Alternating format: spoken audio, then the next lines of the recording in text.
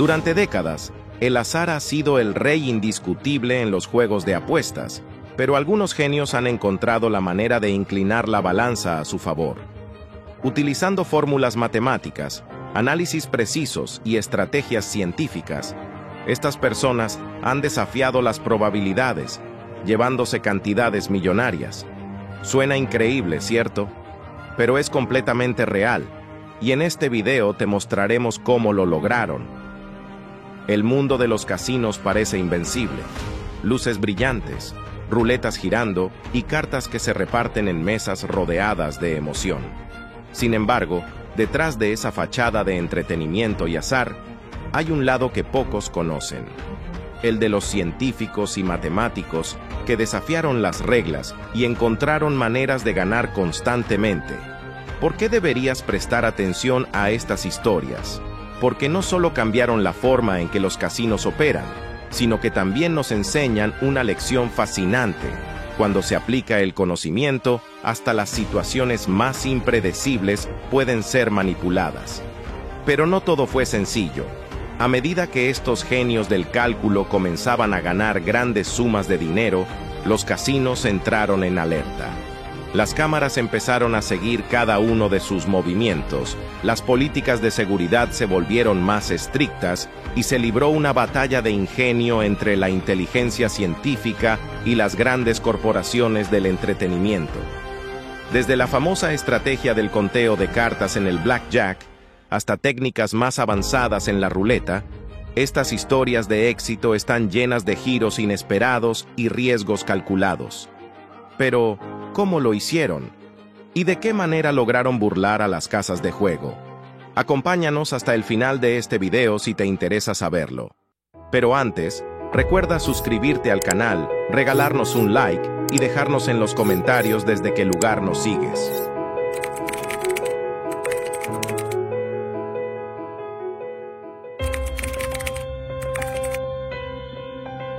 Edward Oakley Thorpe nació en Chicago el 14 de agosto de 1932.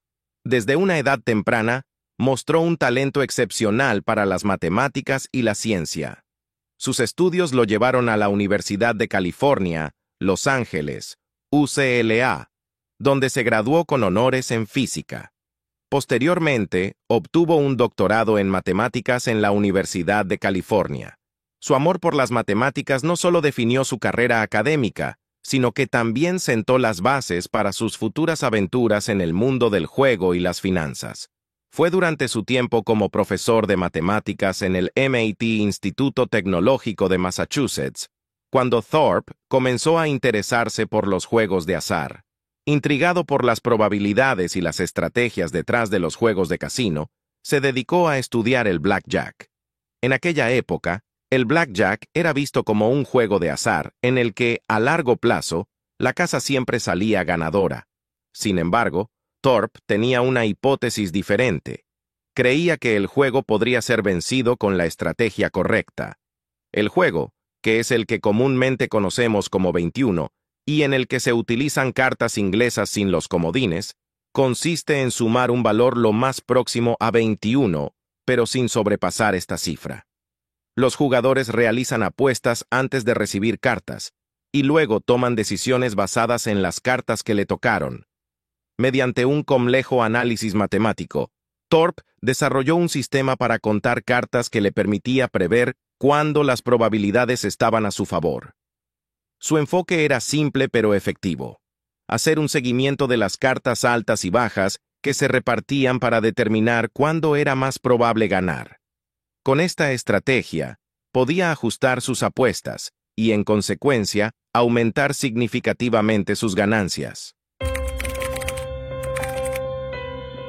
Una vez tuvo lista su estrategia, Thorpe y Emanuel Kimmel, un neoyorquino ligado a los negocios de apuestas ilegales y el AMPA, y quien se había convertido en el financista del proyecto, partieron hacia Las Vegas. Era el verano de 1961. Su teoría en la práctica fue todo un éxito. Thorpe y Kimmel visitaron varios casinos para aplicar su método, y en todos ellos los resultados fueron sorprendentes. Sus victorias consistentes no pasaron desapercibidas, y pronto las casas de apuesta comenzaron a notar al matemático que siempre parecía ganar. Para evitar ser descubierto por la seguridad de los casinos donde su presencia ya no era bien recibida, Thorpe comenzó a utilizar disfraces, hasta que finalmente decidió salirse del negocio.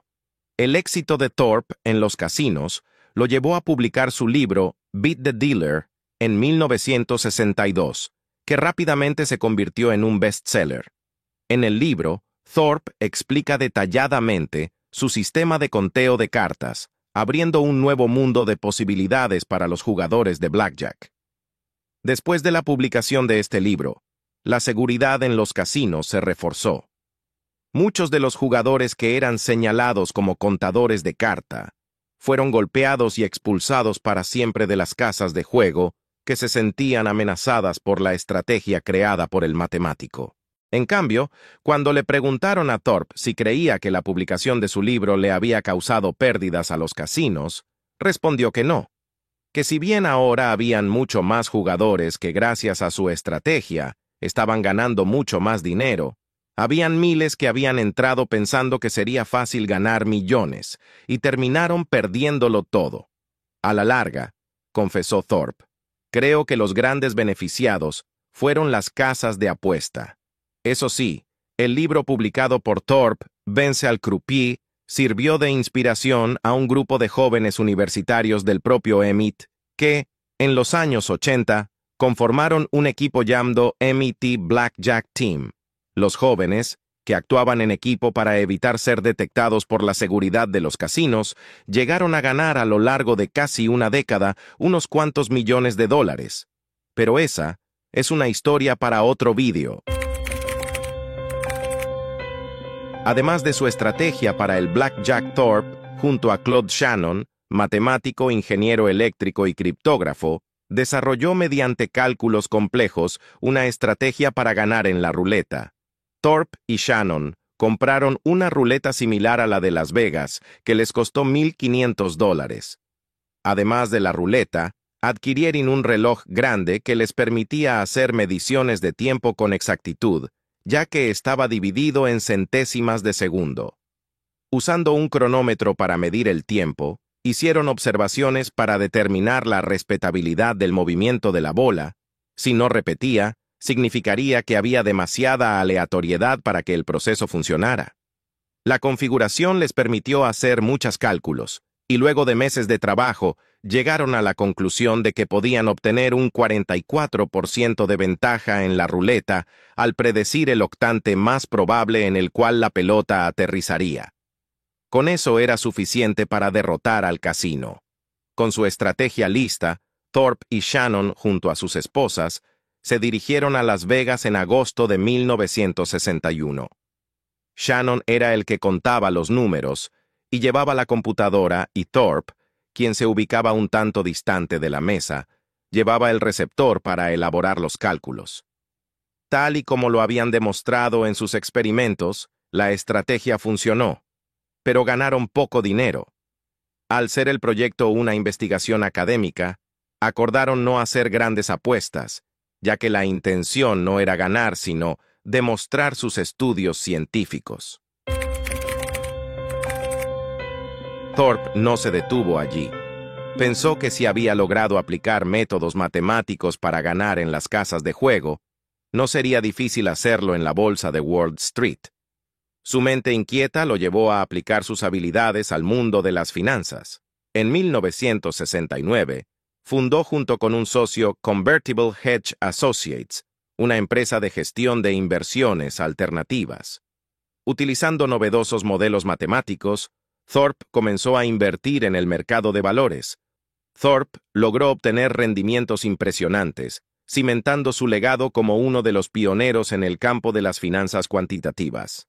Su agudo conocimiento en el área probabilística y estadística le permitió detectar irregularidades en los precios del mercado para obtener buenas rentabilidades con el arbitraje estadístico.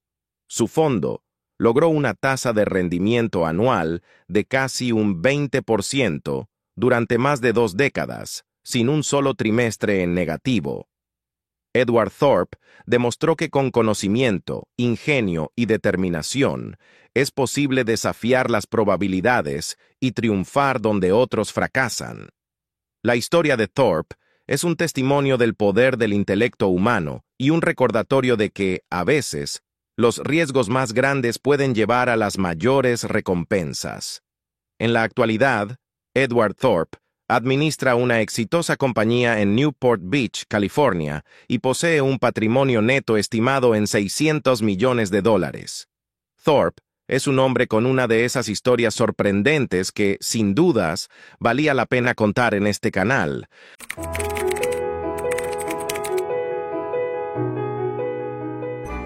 Su verdadero nombre hasta hoy es un misterio, y lo poco que se sabe de su vida es que es de ciudadanía croata, vive en un pequeño pueblo al sur de Dubrovnik y tiene en la actualidad unos 50 años.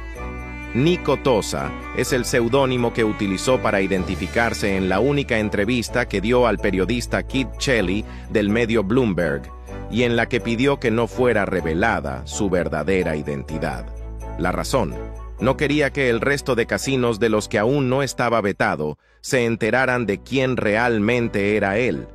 Tosa es un hombre que se ha labrado una reputación bien ganada en el mundo del juego de azar y la estrategia. No solo es una figura fascinante y escurridiza, también es un personaje muy temido por los dueños de casinos a ambos lados del océano.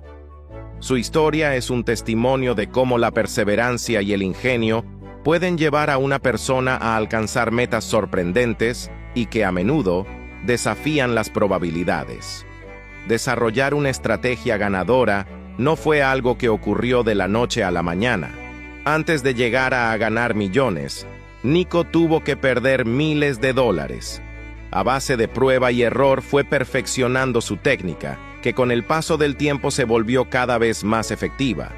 Una combinación de observación, disciplina y autocontrol fueron la clave para lograr lo impensado. Lograr un patrón ganador de manera sistemática en el juego de la ruleta siempre se consideró matemáticamente imposible.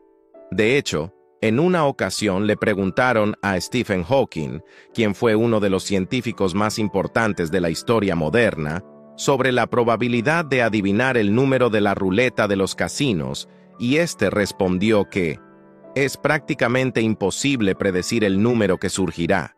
Si fuera posible, los físicos harían una fortuna en los casinos. El juego está diseñado para ser aleatorio, caos, elegantemente representado en movimientos circulares. Ganar a la ruleta, utilizando el cálculo de probabilidades, ha sido durante años el sueño de todo jugador profesional. Desde el siglo XVIII, los ludópatas han utilizado un proceso estocástico llamado estrategia de la martingala, con el propósito de ganar grandes cantidades. En el siglo XIX, con el nacimiento de la ruleta francesa, la estrategia se puso de moda. De hecho, cuando se extendió el rumor de que había un hombre que había ganado de manera frecuente millones en la ruleta, muchos creyeron que lo había logrado tras descifrar alguna ecuación matemática de esta estrategia. La martingala consiste en volver a apostar por el total perdido, teniendo en cuenta que mientras más veces se pierde, más aumenta la probabilidad de ganar. Y si bien es cierto que esta es considerada una estrategia ingenua, los casinos evitan jugadores que siguen este tipo de estrategia. En la actualidad, todos los casinos establecen límites máximos de apuesta, precisamente para estar a salvo de este tipo de jugadores. La estrategia fue bautizada con ese nombre, en honor a los habitantes de la localidad francesa de Martigues, quienes por esa época tenían fama de ingenuos y despistados. En fin, que si bien es una estrategia de mucho riesgo, tan ingenua no debe ser cuando el matemático francés Paul Pierre Lévy la clasificó entre las teorías de las probabilidades y las casas de juego crearon una protección en su contra. El 15 de marzo de 2004, como venían haciendo hacía varias noches, Niko Tosa, acompañado de la húngara Libiha Pilisi y el serbio Nenad Marjanovic, se dirigieron al casino Ritz Club con el propósito de ganar algo de dinero. Al entrar a la casa de juego, fueron interceptados por la seguridad del casino, que los llevó a un cuarto donde se encontraban varios oficiales de la policía y un investigador. La razón de la detención era obvia. Durante varios días habían estado ganando de manera regular miles de libras en la misma ruleta. Entre los tres, la cifra ganada rondaba los 1.5 millones de libras esterlinas. En realidad, la cantidad no era lo más llamativo, ya que el Ritz Club era un casino donde las apuestas eran bastante fuertes. Era común que jugadores ganaran en una sola noche más de 1 millón de libras. El problema con ellos tres es que ganaban y ganaban sin parar, noche tras noche, algo que, cuando menos, resultaba sospechoso. El día anterior, los empleados del casino habían desmantelado la mesa de la ruleta y la habían vuelto a armar, pero no encontraron en ella ningún dispositivo extraño y tampoco fallas. Funcionaba como cualquier otra, y cuando en la noche el trío de jugadores regresó, volvió a ganar. También habían revisado de manera detallada las grabaciones de las cámaras, pero no descubrieron ningún comportamiento ilegal. Lo único que les llamó la atención es que Tosa y su grupo utilizaban una estrategia para apostar un poco inusual. Cuando el croupier soltaba la bola, los tres jugadores esperaban entre 6 a 7 segundos y luego hacían sus apuestas rápidamente. Jugaban a 15 números distribuidos entre los tres, como si se comunicaran de manera telepática. Perdían 1 o 2 veces de cada 10, no más, pero cuando ganaban superaban largamente las pérdidas. Algo que llamaba la atención era que nunca celebraban cuando ganaban ni se lamentaban cuando perdían. Para ellos no era una diversión, ni siquiera un juego de apuestas. Era un trabajo.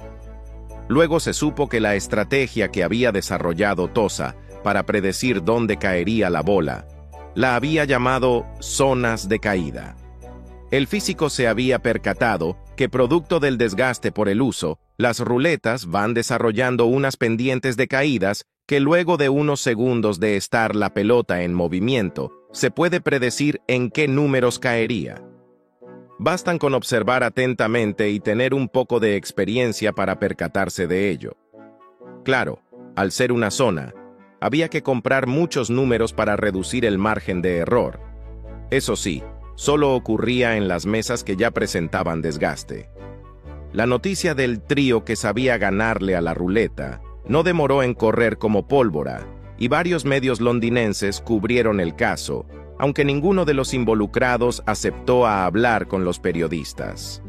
Sin prueba alguna, el sensacionalista The Mirror publicó una supuesta investigación donde afirmaba que Tosa y sus socios tenían un dispositivo láser escondido en un teléfono con una microcomputadora que les permitía manejar la rueda de la ruleta.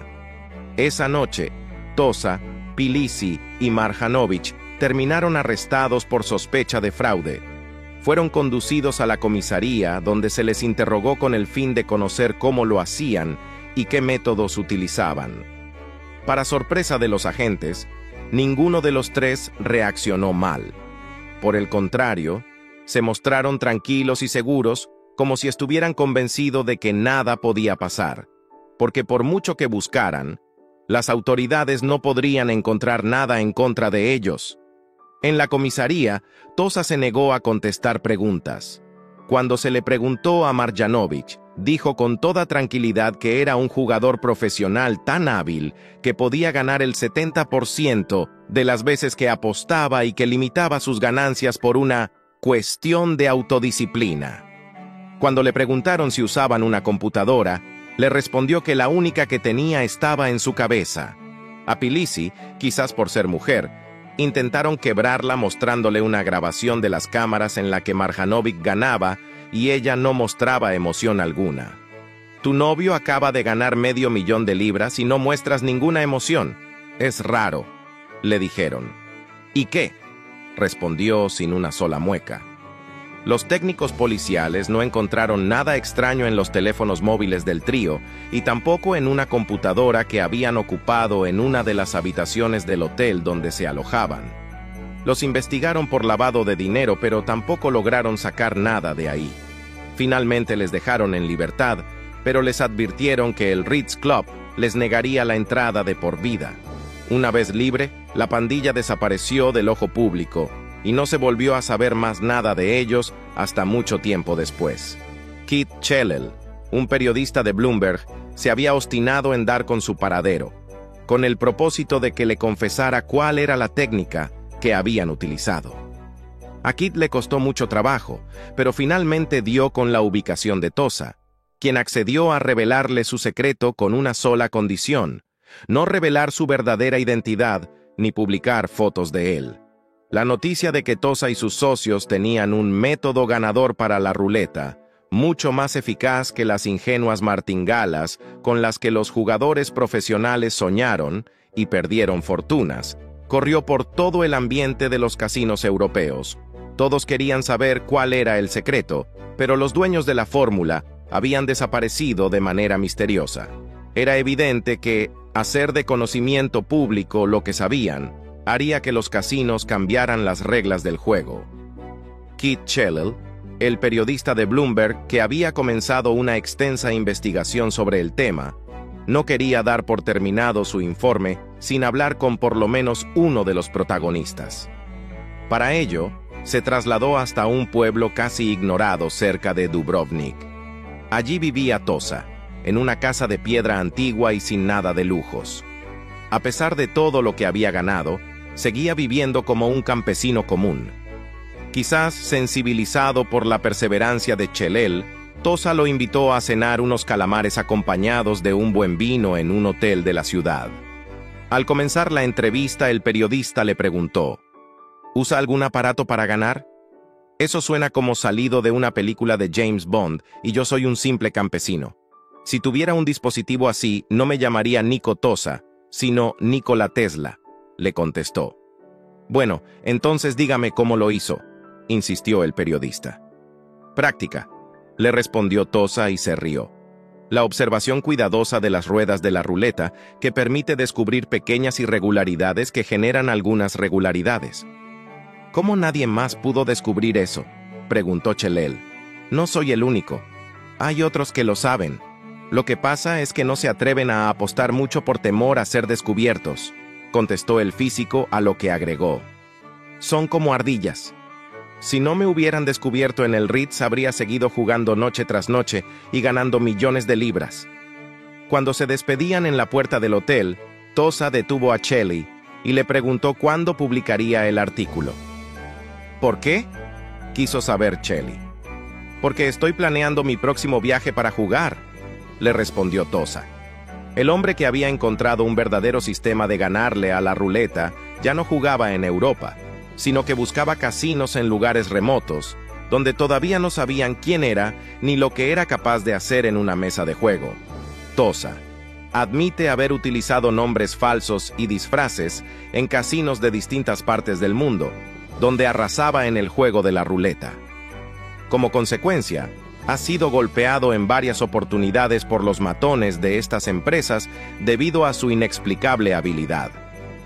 Hasta el día de hoy, el verdadero Nico Tosa sigue en el anonimato, lo que nos hace suponer que, junto a sus dos secuaces, sigue en el negocio del juego, algo que, sin duda, no debe de ser una buena noticia para los casinos.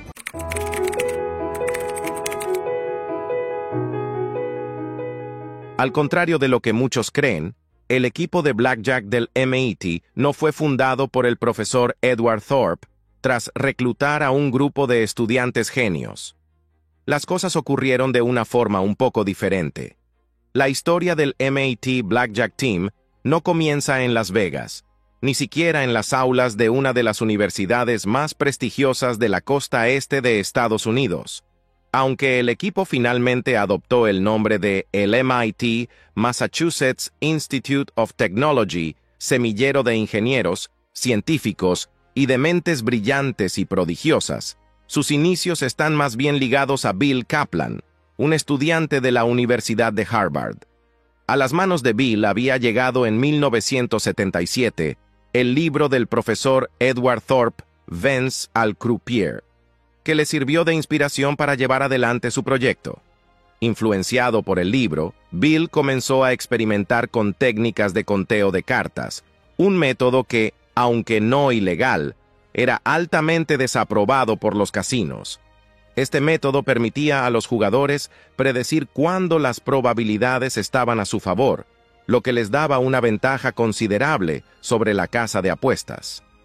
En 1979, Bill Kaplan decidió que quería llevar su conocimiento más allá de la teoría y probarlo en el campo. En apenas 9 meses, Kaplan había conseguido amasar $35,000 en Las Vegas a partir de una inversión inicial de $1,000. A pesar de que ganó bastante, Bill se percató que era muy difícil jugar y llevar el conteo al mismo tiempo. Con un equipo tan hábil y conocedor del juego como él, podrían multiplicar esas ganancias por 20 y además sería menos sospechoso. Un tiempo después, Bill, por la referencia de un amigo, conoce a J.P. Mazar, un estudiante del MIT con experiencia en el manejo de negocios y un profundo interés en las probabilidades y en el juego del blackjack. Para ese entonces, la idea de los equipos de blackjack no era del todo nueva, ya que el propio profesor Edward Thorpe había dirigido con éxito algunos equipos en diferentes casinos de Las Vegas. Eso sí, el conteo de cartas se había vuelto muy peligroso. Desde la publicación del libro de Thorpe, la seguridad de los casinos ponía especial atención en los jugadores que eran identificados como contadores. En el mejor de los casos, eran echados del casino. En el peor, terminaban golpeados y hasta hospitalizados. Kaplan se trasladó a Atlantic City, donde además de Mazar también se encontraba John Chang y otros estudiantes del MIT, quienes finalmente se convirtieron en miembros del mítico Blackjack Team. Durante un tiempo se dedicaron a perfeccionar su técnica de juego bajo la asesoría de Kaplan, que era el más experimentado de todos. Kaplan también les exigió que abandonaran su mentalidad individualista y vieran el proyecto más como una empresa. Además, pidió llevar un registro detallado de cada una de las partidas en las que se reflejase el número de juegos, las ganancias y las estrategias para poder estudiarlas luego. Ni Kaplan, ni Mazar, ni Chang participarían en los juegos. Ellos se encargarían de organizarlo todo, entrenar al equipo e identificar los casinos y las mesas adecuadas para jugar. Los jugadores que se debían reclutar tenían que ser estudiantes sumamente inteligentes, los mejores de su clase. Como la mayoría fueron del Massachusetts Institute of Technology, se decidió que ese sería el nombre que adoptaría el equipo. Estos estudiantes, aunque jóvenes e inexpertos en el juego, tenían mentes brillantes y una capacidad excepcional para aprender y adaptarse a las estrategias del conteo de cartas. El MIT Blackjack Team fue más que un simple grupo de amigos jugando al blackjack. Fue una operación meticulosamente planificada y ejecutada. Kaplan y Mazar desarrollaron un sistema de entrenamiento riguroso para sus reclutas. Este sistema no solo incluía el aprendizaje de las técnicas de conteo de cartas, sino también simulaciones de las condiciones reales del casino y métodos para evitar ser detectados. La técnica principal utilizada por el equipo se basaba en el conteo de cartas, específicamente en el sistema High-Low. Este sistema asigna un valor a cada carta del mazo, +1 para las cartas bajas, 0 para las cartas neutras y -1 para las cartas altas. A medida que se van repartiendo las cartas, los contadores suman mentalmente estos valores, manteniendo un conteo corriente. Cuando el conteo es positivo, significa que quedan más cartas altas en el mazo, lo que aumenta las probabilidades de obtener un blackjack o de que el croupier se pase de 21. Es en estos momentos cuando los jugadores aumentan sus apuestas, aprovechando la ventaja. El equipo operaba de manera coordinada, con diferentes roles asignados a cada miembro.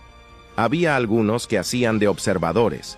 Estos se encargaban de llevar el conteo de las cartas sin realizar apuestas significativas. Por otro lado estaban los llamados gorilas, que eran los encargados de apostar grandes cantidades siguiendo las indicaciones de los observadores. Por último, estaban los grandes apostadores que actuaban como las caras visibles del equipo, haciendo las apuestas más grandes en los momentos clave. Estos últimos solo entraban en escena cuando las probabilidades de ganar era casi inminente. Esta estructura permitió al equipo maximizar sus ganancias y minimizar el riesgo de ser detectados por los sistemas de seguridad de los casinos. Durante sus operaciones, llegaron a ganar hasta $100,000 por cada fin de semana. El equipo floreció durante la segunda mitad de la década de 1980. Kaplan y Mazar establecieron una red de equipos de blackjack que operaban simultáneamente en diferentes casinos de Las Vegas y, eventualmente, en todo el mundo. Cada equipo estaba compuesto por un grupo de jugadores que rotaban entre diferentes casinos para evitar ser reconocidos. Las operaciones eran tan exitosas que Kaplan y Mazar decidieron expandirse, reclutando y entrenando a nuevos miembros constantemente.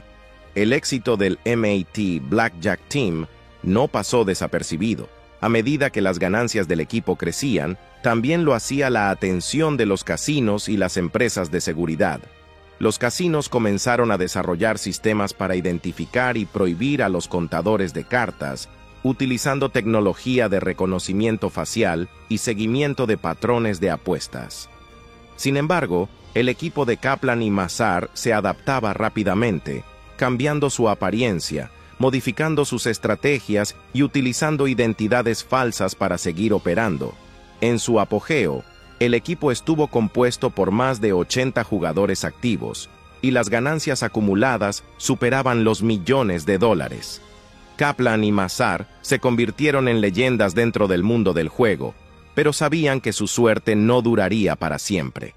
Si los 80 fue una década prodigiosa, para inicios de los 90 con el auge de los megacasinos, se convertirían en una oportunidad de oro. Para 1992 las ganancias del MAT Blackjack Team se habían maximizado, por lo que surgió la necesidad de ampliar el equipo. Kaplan, Mazar y John Chang sabían que tenían la opción de seguir como estaban o convertir su proyecto en una multinacional. La segunda idea era más seductora, por lo que deciden crear Strategic Investments.